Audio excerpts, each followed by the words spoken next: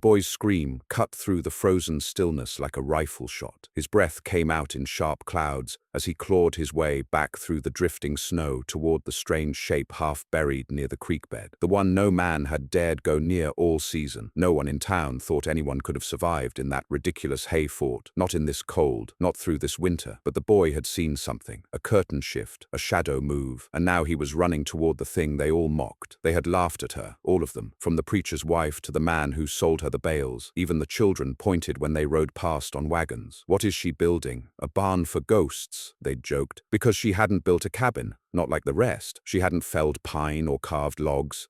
She didn't even lay stone or dig down into the earth like a sane woman would have. Instead, the widow, Marjorie Whitlock, 33, mother of 3, had hauled in hay, not for animals, for walls. It began after her husband died of lockjaw, slow and wheezing, one July morning with flies thick around the bandaged hand he swore was healing just fine. Marjorie buried him behind the old tool shed and took stock of what she had: a shattered barn roof, no firewood stored, and 3 children under 12, one with the croup, one still nursing, and no man left to help her through what was being whispered about as the worst winter in 2 decades. Some said worse than the blizzard of '61. When the first ice came early, late September, Marjorie didn't panic, not like the others. She'd seen what cold did to lungs and floorboards and spirits alike.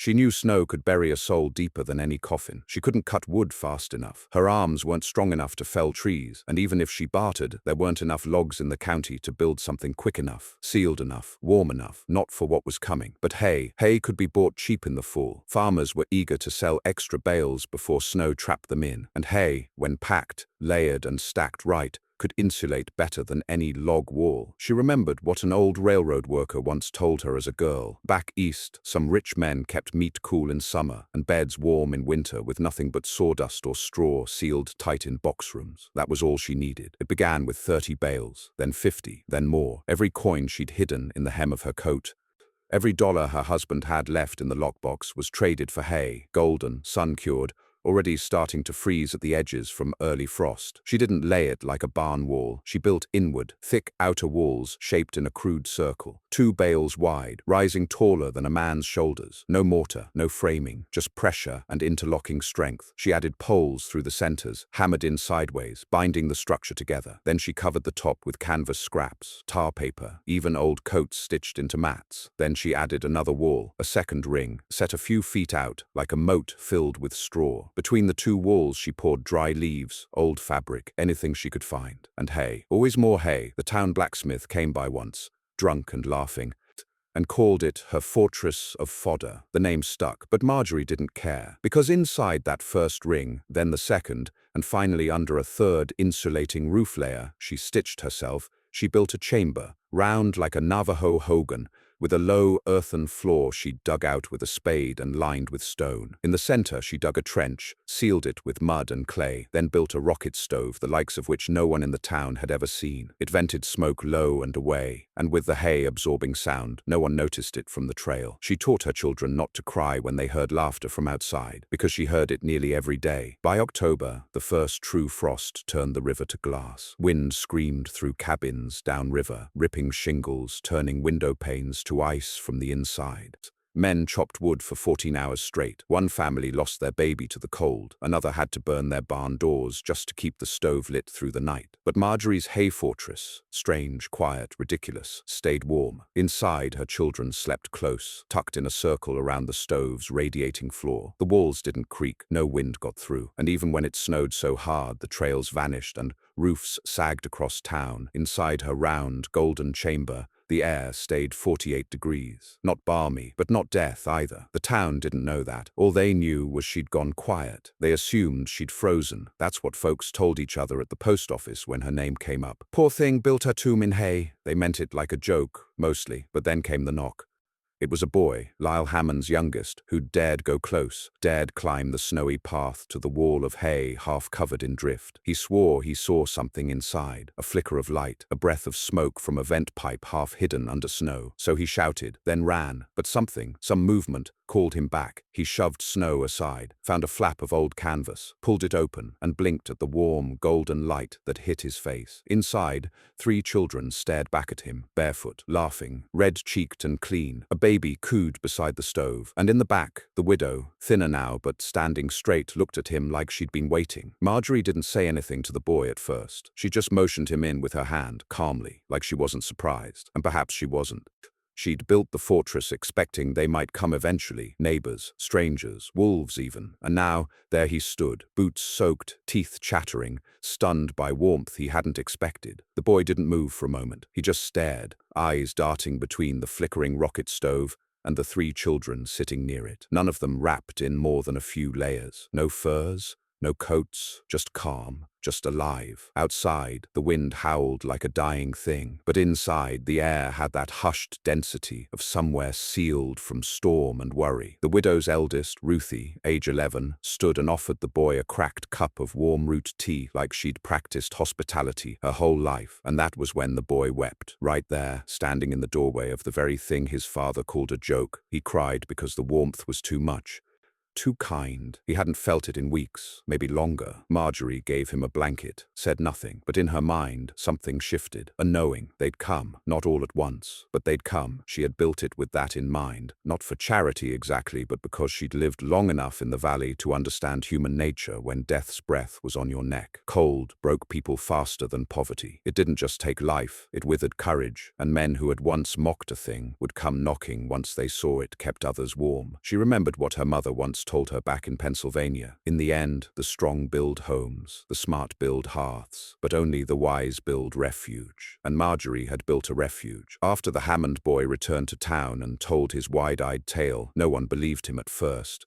The general store clerk joked about hallucinations from cold. A few boys teased him, but he didn't back down. He said there were candles and bread, even a baby crawling barefoot across warm earth. His father scolded him for trespassing. But the next night, that same man followed the boy's tracks back through the snow, flashlight in hand. He returned shaken, said nothing at supper. But 2 days later, the Hammonds' youngest daughter came down with a terrible cough. Their stove had cracked, their logs were damp, and suddenly their father showed up at Marjorie's wall, hat in hand, head low, not saying a word, until she opened the canvas and motioned him inside. He stayed just 15 minutes. When he left, he didn't speak, just walked back down the trail. But the next morning, he returned, with a bundle of clean firewood and a basket of winter apples, left it near the outer hay wall and walked off. That was how it began. By early November, 4 other families had sent children to check on the widow, some out of curiosity, some out of guilt, some, Marjorie knew, because the rumors had started turning. It was no longer the widow's tomb of hay. Now folks were calling it the warm ring, not kindly, not yet, but the laughter was gone. One woman, Clara Eames, came during a sleet storm with her 8-year-old daughter in tow. She didn't ask to come in, just stood under a tree nearby until Marjorie opened the flap. "I can't stay," Clara said, "but just wanted to know if you had any beeswax left." For a seal, Marjorie nodded, offered her a cup. They didn't speak much, but the woman cried before she left. She returned 3 days later with a spool of good thread and a wool shawl Marjorie hadn't seen since her wedding. Word traveled fast after that. It wasn't long before folks began to ask questions in town that they hadn't asked before. Not about God or government, not even about food, but about hay. Suddenly the same men who had mocked her fortress were asking if straw could really hold heat, if insulation could matter more than fire, if maybe, just maybe, stone wasn't the only path to warmth. The town's old surveyor, Benjamin Trask, even sketched out a diagram in the snow outside the saloon one evening, trying to guess how the airflow might work in a structure like that. His theory was sound, but he missed the point entirely. It wasn't just the hay or the stove, it was the shape, the circular design, the space between the walls. The sealed heat paths, the way Marjorie had tamped the inner wall with mud and resin to prevent rot and draft. It wasn't a shelter, it was a thermal trap, and no one else in town had anything like it. But Marjorie wasn't celebrating. She knew better than to trust the whispers of townfolk when winter still had months to go. Praise came easy when a man was cold, but once fires burned strong again, memories faded fast. She'd seen it before. 2 winters ago, a family offered to shelter a sick man from the hills. He died on their floor. Come spring, no one thanked them. They only whispered that they might have caught something. No, Marjorie didn't need thanks. She needed survival. Still, something strange started to happen. A woman named Edith Haynes sent her a note, folded on rough paper, left in a tin can near the trail.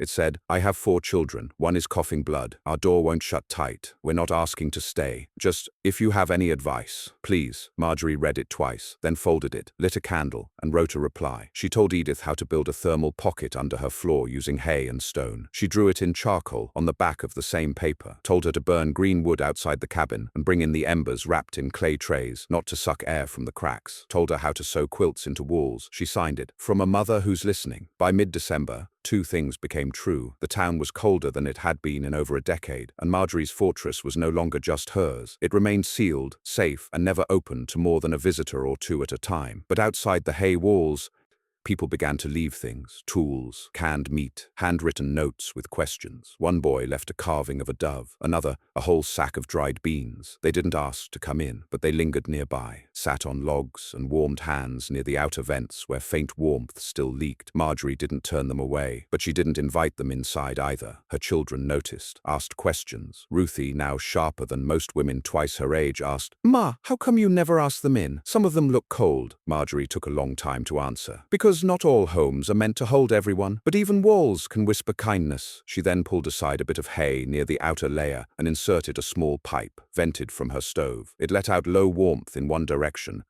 just enough to keep frost off the feet of anyone who lingered nearby too long. That was when the rumors changed again. No one called her fortress strange anymore. Now they called it holy, but storms worsened, and with each new howl of wind, Marjorie knew the hay was being tested. Some bales began to sag, ice pressed into corners. The vent froze twice. She chopped out a section and repatched it with bark, clay, and old shirts. They were running out of candles, running out of dry tea. Her son Jacob grew feverish one night. Marjorie held him close, whispering stories of her husband's voice, of summer fields, of warm rain. She pressed honey to his lips and prayed in silence as the wind screamed like wolves. When the fever broke, she wept for the first time all winter. But it wasn't over. One morning, she woke to find smoke curling oddly along the inside ceiling. The chimney had begun to clog. Moisture, ice, soot, a deadly mix. She didn't hesitate, crawled up through the narrow tunnel she'd dug for just such emergencies. Her fingers bled on the rope she'd knotted. Outside, the sky was white, blinding white, and the cold hit like a slap. But she didn't stop. She scaled the hay wall, dug to the pipe, cleared it with a stick, then a knife, then her bare hand. She vomited from the smoke, coughed for 20 minutes, but she cleared it. Then she sat on top of her fortress,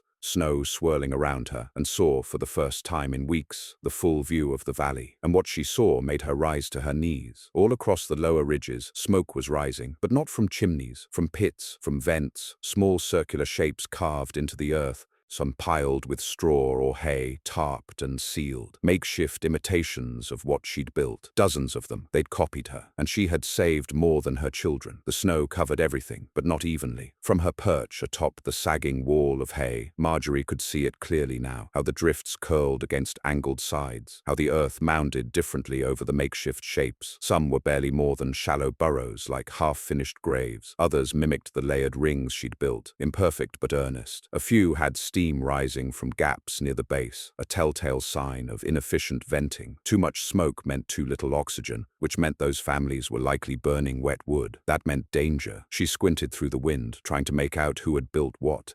The older homesteads still smoked from proper chimneys if their wood hadn't run out. But these new structures, they were close, too close in some cases. One lay just 40 yards from her own hay wall. Another hugged the slope near the base of the gully, where runoff would flood once the thaw came. People were desperate, building fast, copying her design, but without understanding it. She wasn't angry, she was afraid, because if even one of those makeshift shelters caught fire, or collapsed under weight, everything would be blamed on her. She crawled back down through the tunnel entrance, wheezing from the cold she'd taken into her chest. Her hands shook as she made tea from old dried leaves that had long since lost their taste. Her son Jacob was still asleep, wrapped in the same quilt his father had died beneath.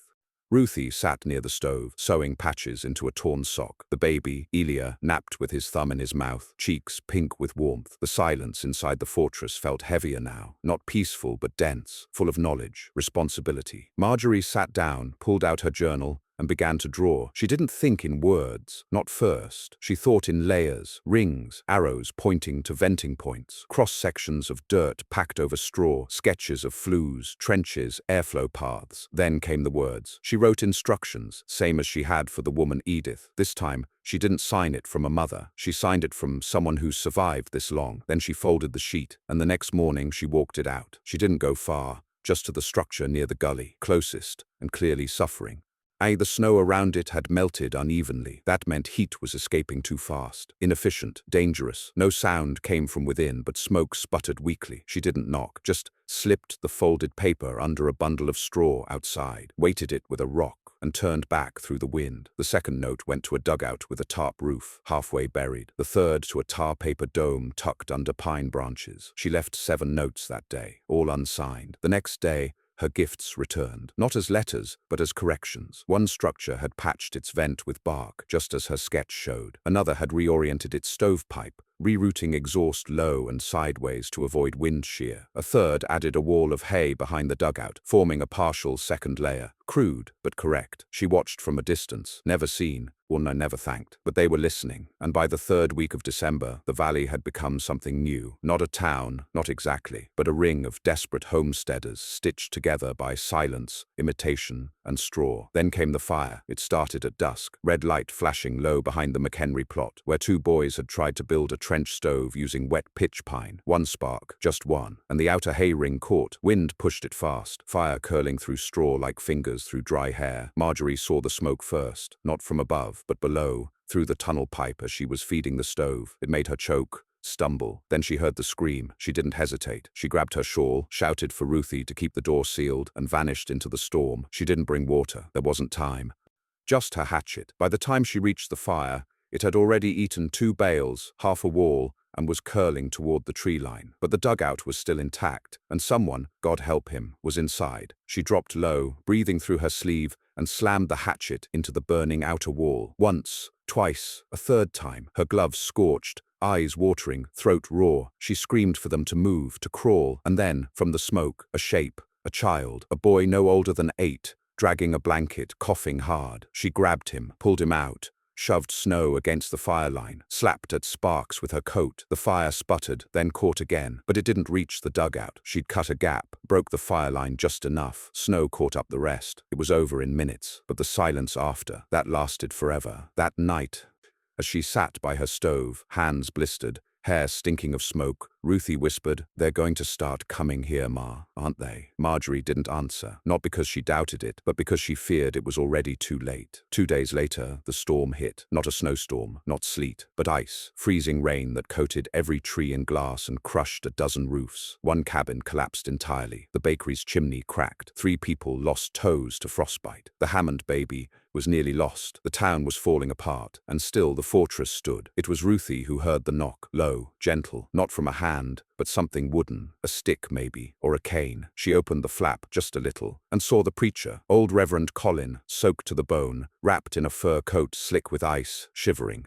He looked smaller than she remembered, like time and cold had worn him thin. He held his Bible tight under one arm, like it might warm him. "Miss Whitlock," he rasped, "I don't mean to intrude, but we're not asking to stay. Just, could you spare a few moments near your fire?" Marjorie stood behind Ruthie, silent. Then she opened the flap and let him in. He stayed 2 hours, said nothing, just warmed his hands, then his feet, accepted a cup of tea, smiled at the baby. When he left, he bowed, not like a preacher, but like a man humbled. And when he returned to town, he spoke no sermons, only said, "The fortress is not made of hay, it's made of mercy." And after that, everything changed. By Christmas Eve, the fortress had become legend. People no longer laughed. They lowered their voices when they passed, left offerings outside, canned meat, sugar, matches. A child left a drawing of a sun with the word "safe" written beneath. Marjorie's hands bled from stitching new insulation. Her children took turns grinding dried corn into meal. They slept in warmth, yes, but they no longer felt alone. She didn't open the walls to everyone, but she opened her plans, drew them on rough parchment, sent copies with runners to every ridge and outpost in the valley. She called it the Ring Method. It wasn't a home, it was a design, one that anyone could build, one that could keep a child warm. And by New Year's, it had spread as far as the crossing at Winthrop's Pass. But the true test came not in snow or wind, but in thaw, because when winter starts to die, it doesn't die gently. It collapses, it floods,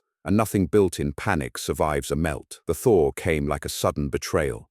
It began on the 3rd night of January, not with wind, but silence. The kind of silence that makes a mother sit up straight in her bedroll and press her hand to the ground, knowing something has shifted beneath. That night, Marjorie didn't sleep. Neither did Ruthie. The baby whimpered. Even the stove's steady hum seemed unsure of itself. By morning, the air had changed. You could smell it, not just wet earth or melting snow, but rot, damp straw, wood swelling. The fortress creaked in places it never had before. A trickle of water ran across the packed floor where the tunnel met the outer wall. Marjorie stood over it barefoot, feeling the betrayal seep into the fortress from below. The mountain was bleeding into her walls. She had feared this, she had planned for this, but not even her careful engineering could hold forever. Snow could be deflected, wind could be sealed out, but water, it always found a way. She didn't wait. She rallied the children, cleared everything from the floor center, and opened the drainage trench she'd hidden months ago. It had taken her half a day to dig back in September. A narrow gully under the floor, packed with stone and wrapped in oilcloth, sloping down through the base layer into the outer moat of hay. It was meant to catch meltwater and divert it, slow and steady. But now, it had to carry everything. She removed the capstone with a grunt, sliced a frozen patch of packed clay, and let the water go. It rushed beneath her like a whisper of something alive. For a moment the fortress breathed again, but the moisture would keep coming, from walls, from roof, from the weight of thousands of pounds of melting snow pressing down on her hay walls, turning her fortress from golden insulation into a slow, collapsing sponge. She needed to act. Outside, the thaw wasn't mercy. It was chaos. Across the valley, the cabins and makeshift shelters groaned. Tarp roofs began to sag, vents clogged, tunnels flooded, and every imitation of her design, poorly built, thin-walled, unsealed, began to collapse. Word came fast. The Carters' dugout had collapsed overnight, nearly burying 2 children. A fire pit at the Welks shelter boiled over and caught the inner canvas. The Haynes shelter had no drainage trench, flooded floor, cold babies. The townsfolk had copied her hay fortress, yes, but without the nuance. They'd skipped the double walls, skipped the packed clay, skipped the base trench, the vent slope, sawn the reinforced crossbeams she'd made from fence rails, and now their homes were rotting, and they turned back to her. The first to arrive was Clara Eames again, soaked from head to toe, dragging a wooden sled with her daughter wrapped in a tarp. The girl was sick, bad sick, eyes half-lidded, skin damp, breath rattling. They hadn't knocked, they hadn't called, they just stood at the hay wall, and Marjorie felt them there. She didn't hesitate. She opened the flap and brought the child in. And the next morning, there were 5 more. 2 widowers with frostbitten fingers. A young woman whose chimney had collapsed during the ice storm. A boy from the edge of town with burns on both arms where wet hay had caught fire. They didn't ask. They simply came, and Marjorie's fortress changed. No longer a shelter, now a ward, a haven. She shifted everything inside, cleared a corner for the sick, dug the drainage trench wider. Ruthie tore up her own bedding to make bandages. Jacob helped with firewood runs from the snow pits she'd buried logs in weeks before. The baby was passed from arm to arm, always warm. They sealed the upper vent tighter, split meals in thirds, watered broth, took turns sleeping near the stove, and still they came. By the 6th day of thaw, there were 14 people inside. Too many, far too many. The walls began to drip. The roof sagged near the east side, where snowmelt pooled. One bale burst open like a blister, straw leaking, molding. And still, Marjorie refused to turn anyone away. But she knew it couldn't last. On the 7th night, she didn't sleep. She sat by the stove, face lit red and gold, and ran her hand over the packed wall. It was soft, too soft. Beneath it, her clay seal cracked. Behind it, the second ring was giving. The very insulation that had saved them was now turning against them. In the distance, wolves howled. The mountain shuddered with meltwater. And then, just past midnight, the wall fell. Not the whole thing, just a section, east side. A wedge of straw, wet and steaming, burst open under pressure. Snowmelt and mud poured in like blood from a wound. A woman screamed. The baby cried. The draft hit the center like a whip. The warmth dropped instantly. Candles sputtered. The smoke curled in wrong, and Marjorie stood up. She didn't yell, didn't panic, just pointed. Get the children behind the stove. Everyone else, reinforce the breach. And they obeyed her, like soldiers. No one questioned it, no one argued. In that moment, Marjorie Whitlock, mocked widow, haystack hermit, foolish mother, became something more, a leader. They filled the breach with everything they had, blankets, spare hay, even their own bodies. One man held the tar paper in place with his shoulders, while another jammed in fence posts. Ruthie packed snow against the outer wall to seal the gap. Jacob screamed from smoke as he ran the vent pipe into a new angle, and somehow, it held. The wind was kept out, the stove stayed lit, the children stayed warm, and no one died. At dawn, the storm passed. The melt slowed. The ground began to freeze again, briefly, but it was enough.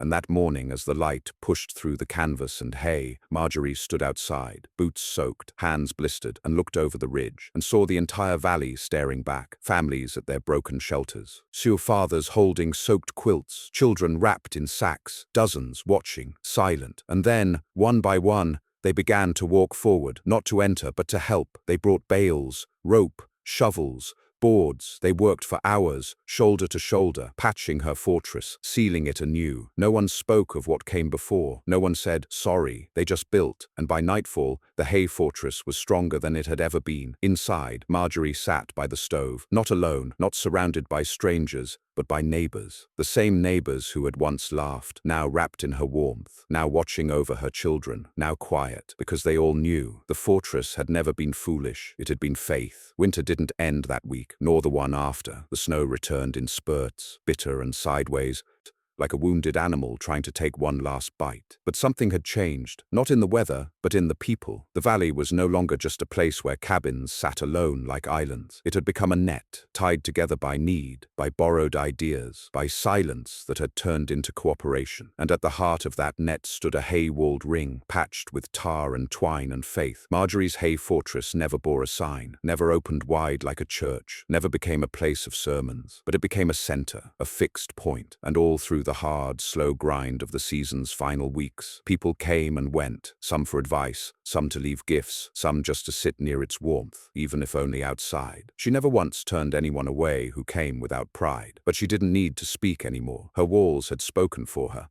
When the first true thaw came in February, it was gentler. The snow softened at night, melted slow during the day. The ground stopped creaking, trees shed their ice. The sky turned less grey, more white-blue. And that final change, the one no one could predict, arrived quietly. A robin's call outside the south wall. It startled Jacob, who had never heard birdsong that didn't come muffled by storm. Marjorie had just finished patching the roof again. She paused, head tilted, hand still pressing straw into mud, and for the first time all winter she smiled. The fortress held, not perfectly, not without scars. One wall had slumped by half. The drainage trench was nearly collapsed. The clay seal near the stove had to be replaced twice. The vent tunnel had warped and needed to be dismantled entirely.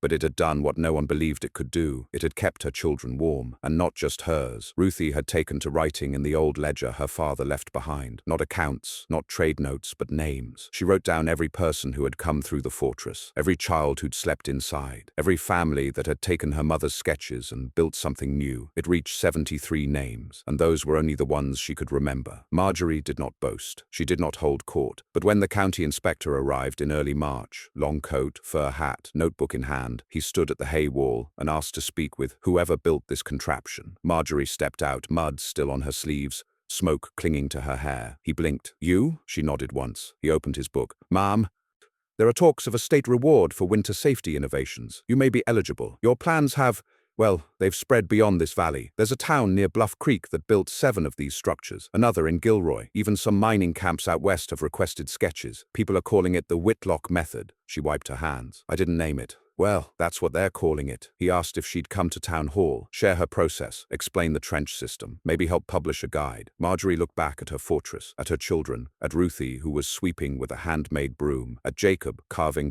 event support from a branch, at the baby, Elia, now taking steps across a floor that hadn't frozen once all season. Then she turned back. I'll send notes. You can publish those.